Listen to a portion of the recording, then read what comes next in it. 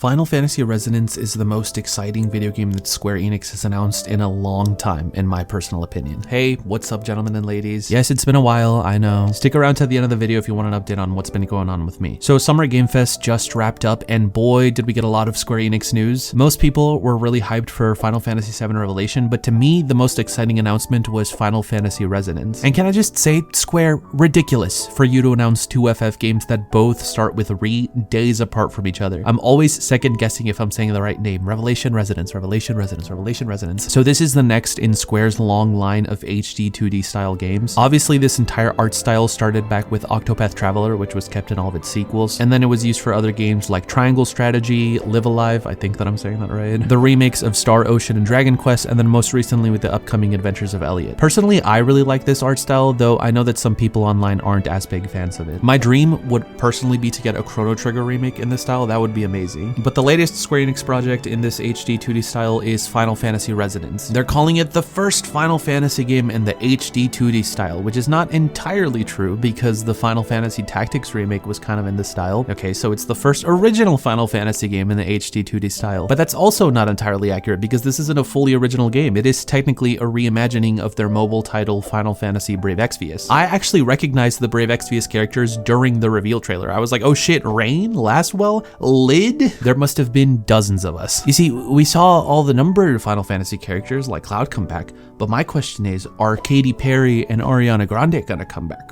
That's what I really want to know. For those of you unaware, there was a period of time when Square Enix was really pushing mobile titles and trying to get one to stick. I would like to say that this time is now behind us, but seeing as how Duellum just came out 3 months ago and it is the only original to City game that we've gotten in 8 years, I wouldn't be so sure, sadly. But out of all of the mobile titles that Square tried to push easily, the most successful one was Brave Exvius. Personally, I was more of a record keeper guy at the time. That is the game that I would play instead of paying attention in my chemistry class, but that's neither here nor there. I actually think that this title is really interesting for two very big reasons. The first and less exciting one, in my opinion, is what it means for Square Enix mobile titles. This isn't actually the first HD 2D reimagining of a mobile title that Square has ever made. I know, hyper specific as that description might be. The first game they did that with was the 2020 title Octopath Traveler Champions of the Continent, which Wikipedia tells me had a mixed reception in the West. And then that was later ported just last year actually to consoles under the name Octopath Traveler 0 and had all of the gacha and free-to-play BS stripped, thankfully. And it seems like that one was a lot better received with 8s and 9s out of 10 all across the board. So Square doing this with Octopath and then now also doing it with their most popular mobile title Brave Exvius, I hope is a sign that Square is hitting the brakes on the mobile BS and refocusing back on their console games. Again, Duellum kind of throws a wrench in this, but one of the main criticisms that people had for that game was that they felt it would play better on a console. So maybe there's hope that that might get ported someday too. But it's not just that. Opera Omnia, War of the Visions, Kingdom Hearts fans I know would love to see Union Cross available on something outside of just a YouTube fan dub. And on the topic of Kingdom Hearts, actually, just last year, Square Enix canceled the upcoming mobile title Missing Link. Now, obviously this could have happened for a plethora of reasons, but for once I'm choosing to be an optimist and thinking that Square canceled it because they want to move on from mobile titles and just port all of their stuff to consoles. And going even further back in their mobile history catalog, some games like Final Fantasy VII Before Crisis are entirely just lost media. I mean, the game predates even smartphones. It released on the Japanese Freedom of Mobile Multimedia Access platform for 3G services in 2004. A console version of Before Crisis would be so cool. And while Final Fantasy Resonance isn't confirmation that Square is going all in on this, it definitely is a step in the right direction. But the second thing that I find interesting about this game is, in my opinion, more important, and it's what it says for the future of the Final Fantasy franchise. And you guys are gonna have to just bear with me here because I'm gonna kind of have to talk about, you know, the state of Square Enix over the past couple years, but rest assured that I am leading to a point. It's no secret that Square Enix has kind of been going through a turbulent time recently, and I think that the Final Fantasy franchise is the main culprit of that, although Dragon Quest 12 and Kingdom Hearts 4 facing endless internal delays and development hell don't exactly inspire confidence either. The biggest blow to this was easily the 112-page document released by 3D Investment Partners, who have a 14% stake in Square Enix, where they heavily criticize the company's business practices publicly for everyone to see. Now, I know that people have differing opinions on the way that the whole document situation was handled. It's kind of old news at this point. I'm not really gonna go into it, but the main company that they kept comparing Square to was Capcom, because I think it's pretty undeniable to see see the meteoric success that Capcom has been having lately. Their games are selling great on PC, they're bringing back old beloved franchises, their earnings are constantly going up. And if we compare that to Square, just looking at their two flagship franchises, Resident Evil and Final Fantasy, over the past 10 years, as far as AAA titles are concerned, the Final Fantasy franchise has released two, Final Fantasy 15 and 16. And if we count remakes, then we also got FF7 Remake and Rebirth. Meanwhile, Capcom has released 3 mainline RE games with Resident Evil 7, 8, and 9, all of which were well received, which you can't really fully say for FF16 and especially not 15. And then if we count remakes, they've remade RE2, 3, 4, and the upcoming Code Veronica game too. So Final Fantasy games take longer to make. If you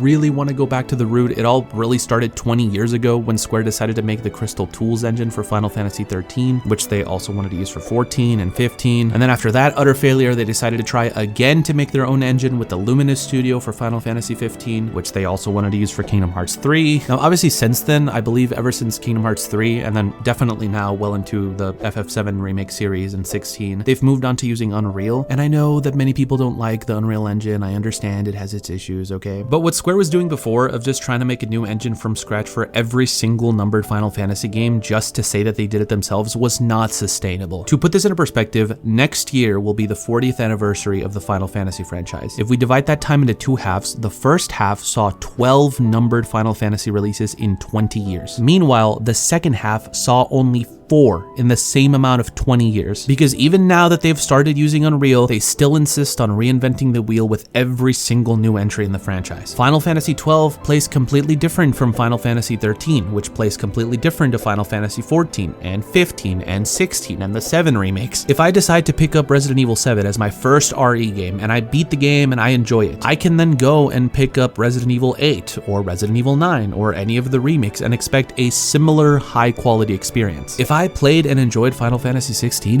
what am I supposed to go and play afterwards to get a similar experience? Probably realistically Devil May Cry, which is another Capcom franchise. That is part of what I think that Square did really right with the remake trilogy, to be honest. Because they're working in the same engine with the same characters and the same gameplay and the same systems, they are able to perfect it with each game. FF7 Remake started with a very fun gameplay system blending turn-based and real-time combat, but the game was very linear and had a lot of filler. It wasn't until they got to Rebirth that they introduced the open world and a lot more mini games and stuff to do. And then now with Revelation, they're adding much more exploration and a freaking job system to boot because they were able to slowly perfect it with every game. Joey on a Frustrated Jacob stream recently made the comparison to Elden Ring being so great because FromSoft essentially made the same game like 6 times over and over again to perfect it to the level that it was at in Elden Ring. But Square never has a chance to do that because just as quickly as they try a new idea, they abandon it for what they think the next big thing will be. I mean, they've been leaning so hard into the action game angle recently, but now they're saying that they're considering switching back to turn-based because of how well Expedition 33 did. Square, at this point, I don't give a shit what you do, just for the love of God, pick something and stick with it for more than one single game. I don't care if Final Fantasy 17 has the same combat system as Revelation with similar assets. In fact, I would frankly welcome it. So what does any of this have to do with FF Resonance? Well, Final Fantasy Resonance is a turn-based game, not even ATB, just like full-on Pokemon style back and forth turn-based. To my recollection, the last FF game to do that was World of Final Fantasy, which released 10 years ago. And the last mainline Final Fantasy game to do that was FF10, which released 25 years ago. I don't think that Resonance being turn-based is cool because I think turn-based is better than action. In fact, my favorite FF gameplay probably would be the 7 remakes, to be honest. But I think that Resonance being turn-based is cool because that's just another angle to bring people into the Final Fantasy franchise. Now, you can go to people who enjoyed Expedition 33 or Persona and say, oh, you like turn-based, you like a good story? Here's a Final Fantasy game that isn't from 30 years ago that you can play and enjoy. And because it's in the HD 2D style, they can release these games way quicker than AAA releases would take. I really think that Square should divide the FF franchise into these 2 categories, similar to how Nintendo has 3D Mario and 2D Mario, or 3D Zelda and 2D Zelda. I think that Square should divide FF into AAA Final Fantasy and HD 2D Final Fantasy, action and turn-based. And they can use what they learn in the smaller titles to inform the decisions that they make in their larger games. To use another Square example, Kingdom Hearts went through a period of handheld games between 2 and 3 where they were exploring with all kinds of BS. Tetris skill boards, deck building, side-scrolling, even turn-based at one point. And some of that experimenting led to to the Keyblade transformations in Kingdom Hearts 3 stemming from Birth by Sleep's command styles, or the shot locks also from BBS, or flow motion from Dream Drop Distance. This video isn't a critique on the Kingdom Hearts franchise, but if we look at Kingdom Hearts 4, it's not gonna have any of that because the only Kingdom Hearts title to release in between 3 and 4 was a freaking rhythm game. But games like Final Fantasy Resonance are the perfect place to experiment with stuff like that because it's also much lower stakes. A sprite-based spin-off on the Nintendo Switch having a clunky experimental feature is much less severe than Final Fantasy 17 having one, for example. And it also gives the creators at Square an outlet to try out their ideas instead of feeling the need to shove the kitchen sink into the next title they can slap a Roman numeral on. Now, back in the day, if you didn't like Final Fantasy VIII, well, that's fine because you're getting Final Fantasy IX next year, and then 10 the year after that, and then 11 the year after that. Meanwhile, if you didn't like Final Fantasy 15, good luck waiting 7 years for the next title if you even still care about FF by then. But again, these smaller spin-offs are much easier to make, so they can release them faster. I really think that if Square was smart, they would go all in on these sort of mid-budget, I've heard some people call them like AA games. Give them the love they deserve. Don't half-ass the story or the gameplay just because they're spin-offs. Put effort into them, and then maybe slowly the word of mouth will spread, and hopefully someday Final Fantasy can win back the prestige that it once had. Maybe the franchise can finally escape that reputation of, oh, that series that had one super successful game back in the 90s and is milking it for every penny that it has. God, I really hope that this video doesn't end up aging poorly and Resonance turns out to be shit.